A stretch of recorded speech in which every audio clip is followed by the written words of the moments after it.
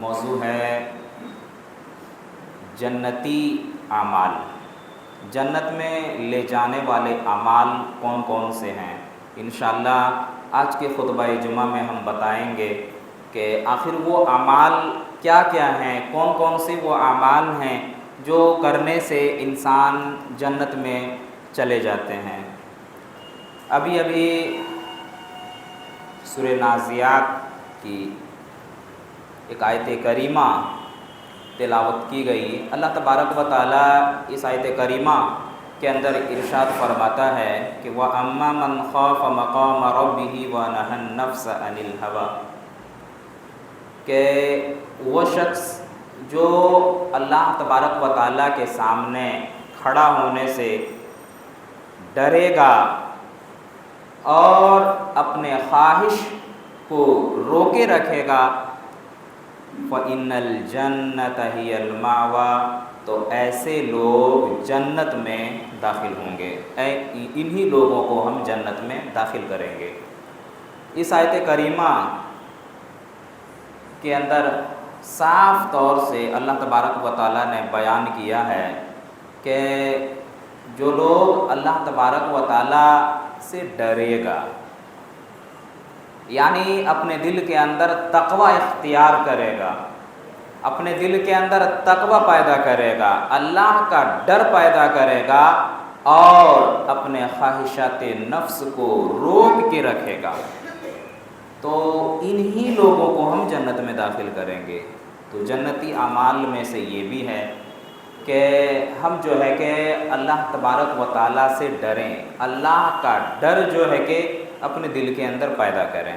اسی طریقے سے ایک حدیث میں نے ابھی پڑھا تھا، مسلم شریف کی حدیث ہے اور ابن ماجہ میں بھی یہ حدیث ہے۔ اللہ کے نبی صلی اللہ علیہ وسلم بیان فرماتے ہیں، راوی حدیث حضرت سلیمان بن بریدہ رضی اللہ تعالیٰ عنہ، وہ کہتے ہیں کہ اللہ کے نبی صلی اللہ علیہ وسلم نے ارشاد فرمایا کہ اہل الجنت 20 و 100، کہ جنت کے اندر جو ہے کہ جنتیوں کی جو صفیں ہوں گی وہ 120 صفیں ہوں گی، 120 صفیں جنتیوں کی ہوں گی جنت کے اندر، جن میں سے 80 صفیں اسی امت سے ہوں گی، یعنی امت محمدیہ سے ہی 80 صفیں ہوں گی، اور باقی جو 40 صفیں ہیں وہ دیگر امتوں سے۔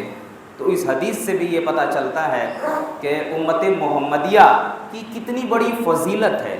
اس امت کی فضیلت و اہمیت کا اندازہ آپ اسی حدیث سے لگا سکتے ہیں کہ 120 صفیں جو ہوں گی ان میں سے 80 صفیں اسی امت سے ہوں گی۔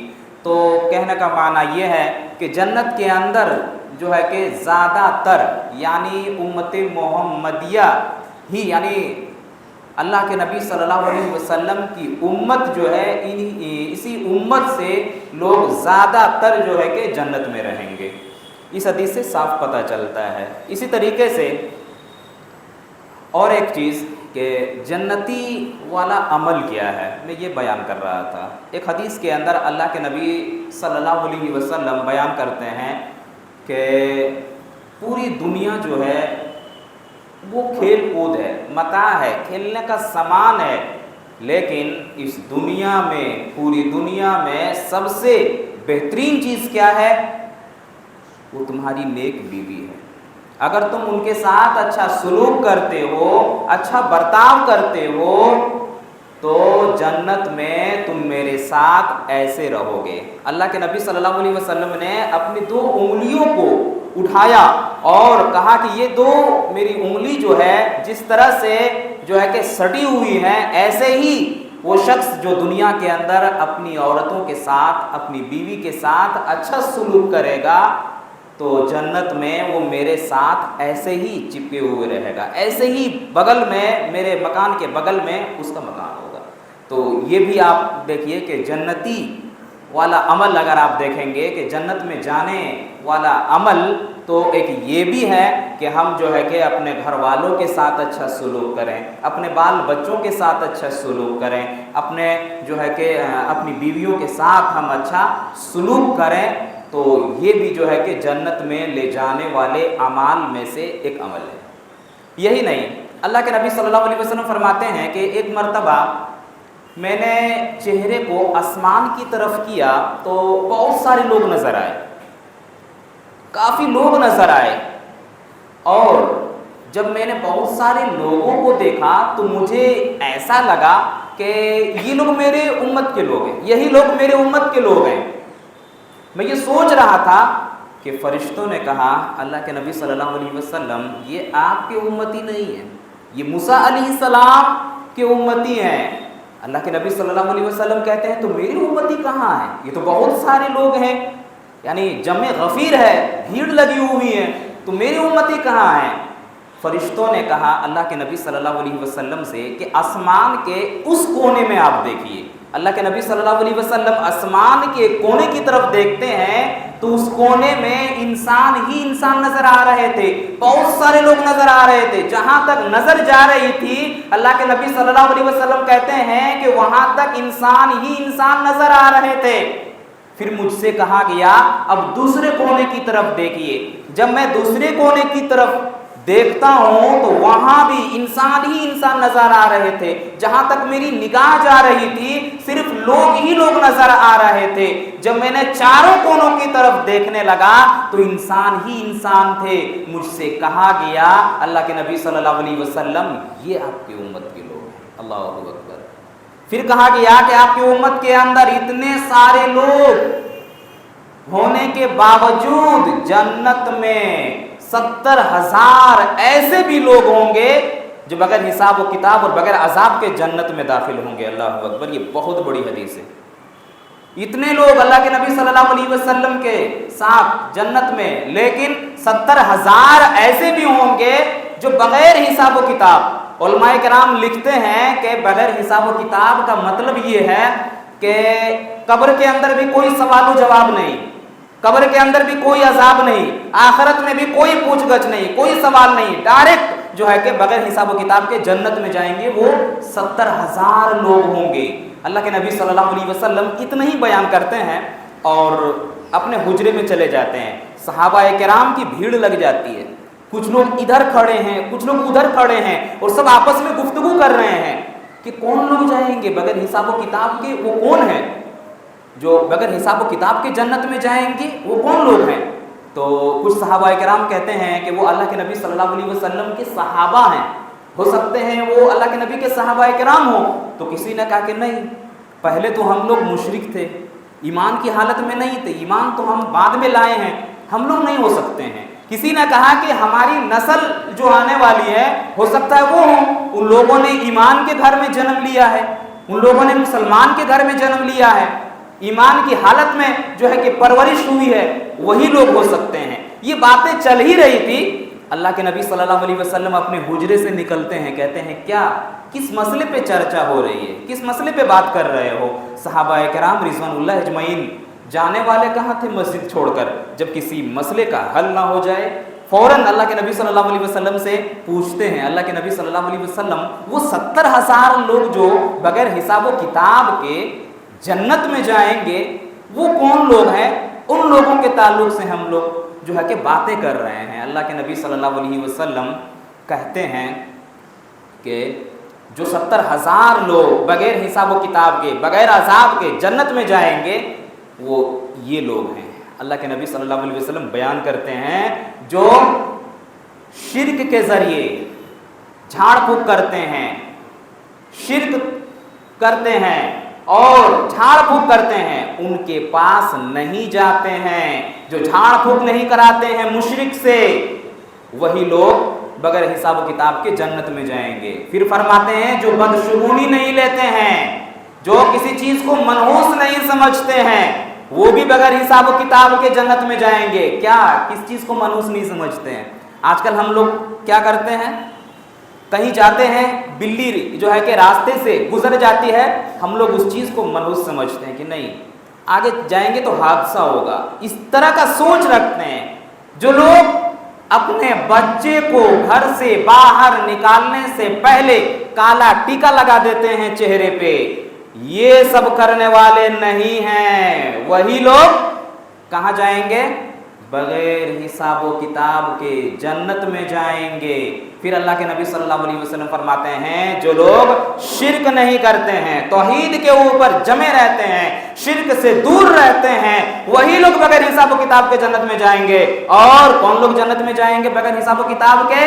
وہ لوگ جو اللہ کے اوپر بھروسہ کرتے ہیں کہ اللہ ہی سب کچھ ہے، اللہ ہی کے اوپر، وہ رب کے اوپر ہی بھروسہ کرتے ہیں، یہی لوگ بغیر حساب و کتاب کے، بغیر عذاب کے جنت میں جائیں گے۔ ایک صحابی اللہ کے نبی صلی اللہ علیہ وسلم کے پاس آتے ہیں، کھڑے ہو جاتے ہیں، کہتے ہیں اللہ کے نبی صلی اللہ علیہ وسلم کیا آپ یہ بتلا دیجئے کہ کیا میں ان لوگوں میں شامل ہو سکتا ہوں؟ نام عکاشہ، حضرت عکاشہ رضی اللہ تعالیٰ عنہ۔ اللہ کے نبی صلی اللہ علیہ وسلم کہتے ہیں اے عکاشہ تم انہی لوگوں میں سے ہو، اس لیے کہ تم یہ سب کام نہیں کرتے ہو۔ پتہ کیا چلا؟ 70,000 ایسے لوگ ہیں جو بغیر حساب و کتاب کے جنت میں جائیں گے۔ 70,000 وہ کون لوگ ہیں؟ جو شرک نہیں کرتے ہیں، اللہ کے اوپر جو ہے کہ بھروسہ رکھتے ہیں، یہی لوگ جو ہے کہ بغیر حساب و کتاب کے جنت میں جائیں گے۔ کون لوگ؟ جو جھاڑ پھونک نہیں کراتے ہیں، کن سے؟ جو شرکیہ طور پہ کرتے ہیں۔ آج ہم لوگوں کے پاس کوئی چھوٹی سی مصیبت آ جائے فوراً مشرک کے پاس، شرکیہ طور پہ جو عمل کرتے ہیں ان کے پاس چلے جاتے ہیں، یہ لوگ نہیں جائیں گے۔ ان کے پاس جو نہیں جاتے ہیں وہی لوگ بغیر حساب و کتاب کے جنت میں جائیں گے۔ اور آگے یہ بتاتے ہیں کہ بغیر حساب و کتاب کے جنت میں جانے والے اور جنتی والا عمل کیا ہے، آئیے اور آگے یہ دیکھتے ہیں۔ اللہ کے نبی صلی اللہ علیہ وسلم، مسلم شریف کی ایک حدیث ہے، بڑی پیاری حدیث ہے۔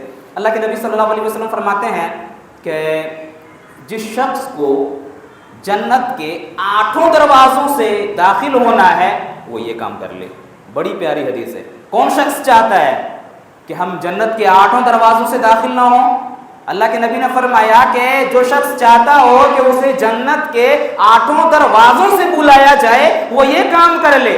کیا کام کرے؟ اللہ کے نبی صلی اللہ علیہ وسلم فرماتے ہیں کہ وہ جب وضو کرے فَيُحْسِنَ الْوُضُوء، تو اچھی طریقے سے وضو کرے۔ کیسے؟ بعض لوگ ایسے ہیں جو وضو بہت جلدی جلدی کر لیتے ہیں، اتنا جلدی وضو کرتے ہیں کہ وضو کا کچھ حصہ اعضا جو ہے کہ وہ چھوٹ جاتا ہے۔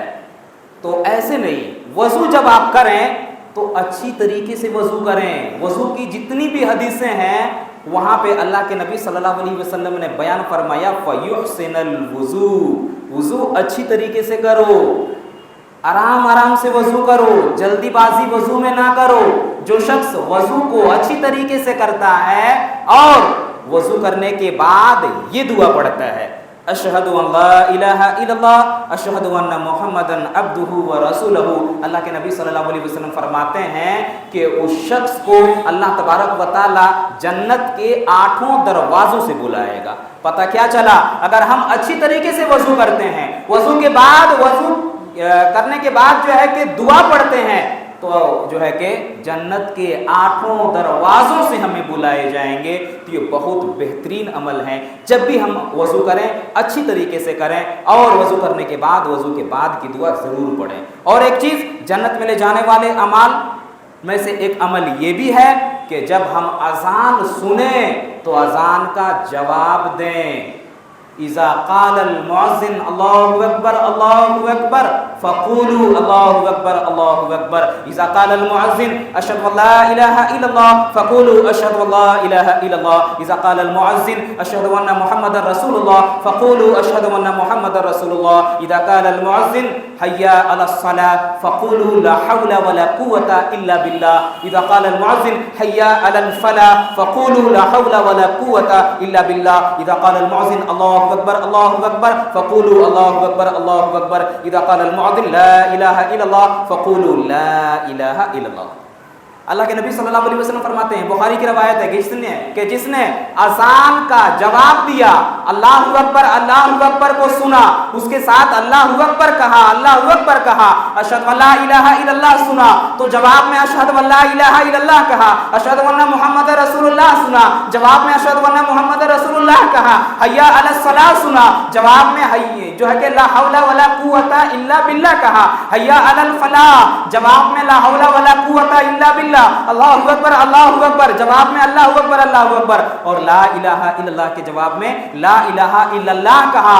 और जवाब देने के बाद जिसने इस दुआ को पढ़ा, कौन सी दुआ है अजान के बाद? अल्लाहुम्मा रब्ब हादिहि दावति ताम्मति वस्सलातिल काइमा आति मुहम्मदनिल वसीलता वल फजीलता वबसहु मकामम महमूदन लजी वअता। जिसने इस दुआ को पढ़ा, अल्लाह के नबी सल्लल्लाहु अलैहि वसल्लम कहते हैं कि उसे मेरी शफाअत मिलेगी, और मेरी शफाअत मिलने के बाद वो जन्नत का हकदार बन जाएगा। अल्लाहु अकबर। जन्नत में ले जाने वाले अमल, अजान का जवाब दें, अजान के बाद इस दुआ को याद कर लें आप और पढ़ें, अल्लाह के नबी की शफाअत मिलेगी, और शफाअत मिलने के बाद जन्नत का हकदार बन जाओगे आप। कितनी बड़ी चीज है, छोटी छोटी चीजें हैं, लेकिन जन्नत का हकदार बन सकते हैं इन चीजों के ऊपर अमल करने के बाद। लेकिन आज हम लोग ध्यान कहाँ देते हैं? अजान के ऊपर ध्यान कौन दे? अजान हो रही है कि नहीं हो रही है किसी को पता नहीं। अजान के ऊपर ध्यान कहाँ? अजान का जवाब हम कहाँ देते हैं? इतनी बड़ी चीज है, जवाब देने में जन्नत का हकदार बन सकते हैं आप। यही नहीं, अल्लाह के नबी सल्लल्लाहु अलैहि वसल्लम मेराज से जब वापस आए थे तो सबसे पहला काम क्या किया था पता है? किनको तलाश किए थे? मेराज से जब इतनी बड़ी सफर, समझ लीजिए अल्लाह के नबी सल्लल्लाहु अलैहि वसल्लम के लिए ये बहुत ही अहम सफर था। उस सफर से अल्लाह के नबी सल्लल्लाहु अलैहि वसल्लम जब वापस आए थे दुनिया में, किनको तलाश किए थे?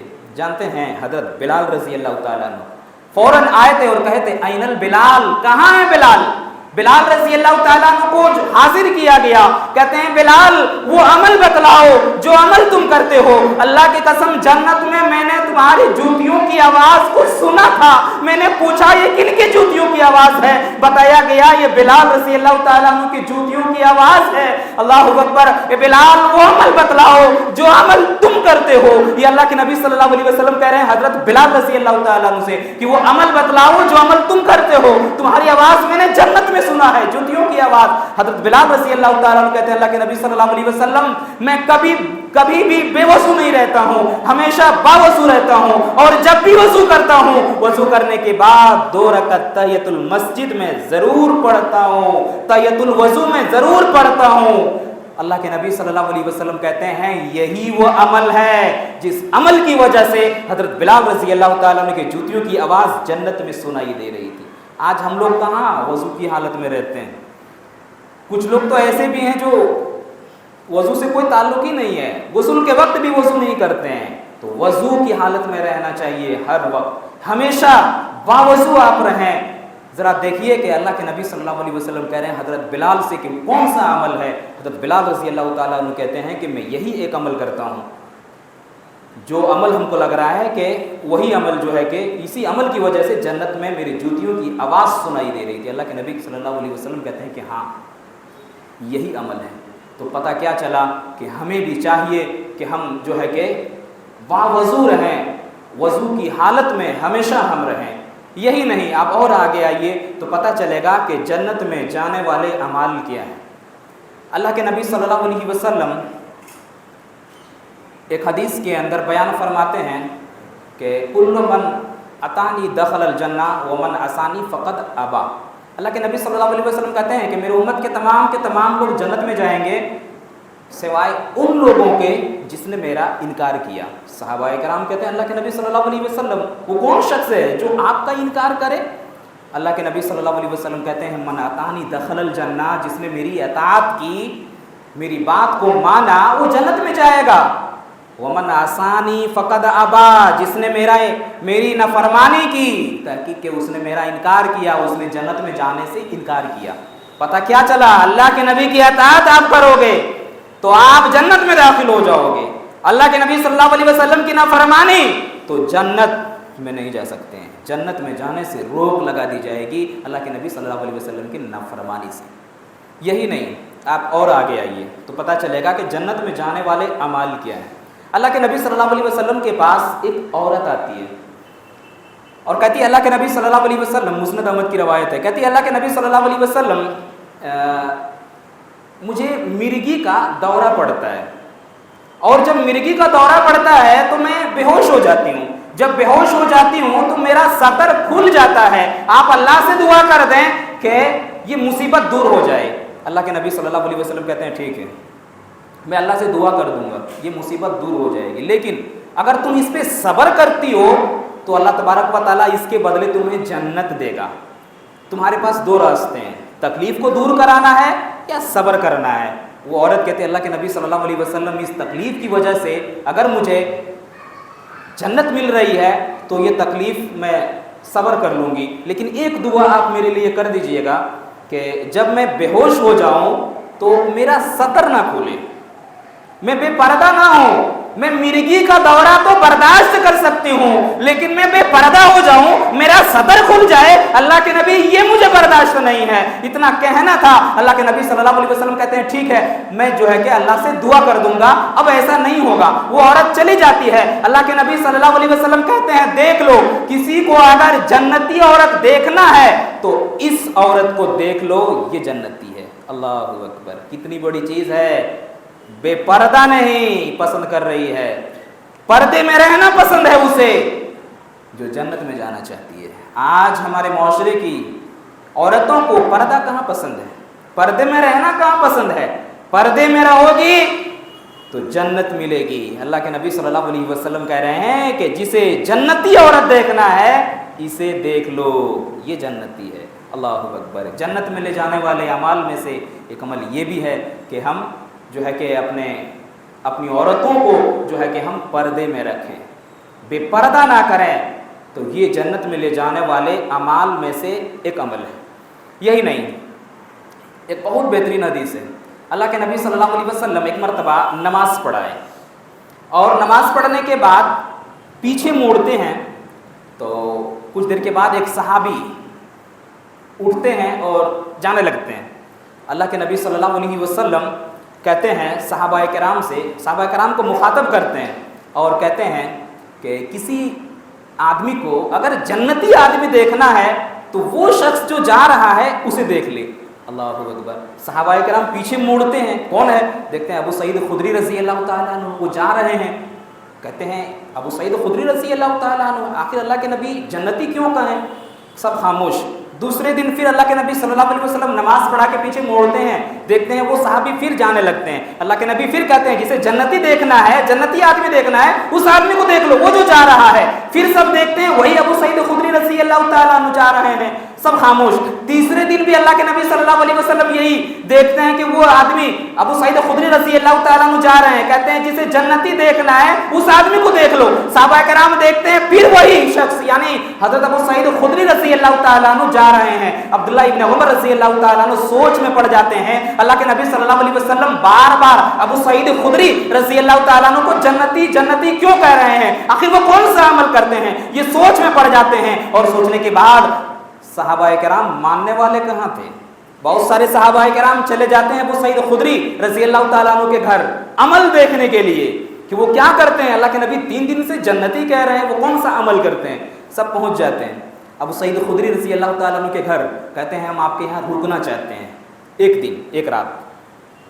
کہتے ہیں ٹھیک ہے رک جائیے۔ رکنے کے بعد دیکھتے ہیں دین میں وہی عمل کر رہے ہیں جو عام طور سے لوگ کرتے ہیں، نماز پڑھ رہے ہیں، رات میں بھی تہجد پڑھ رہے ہیں۔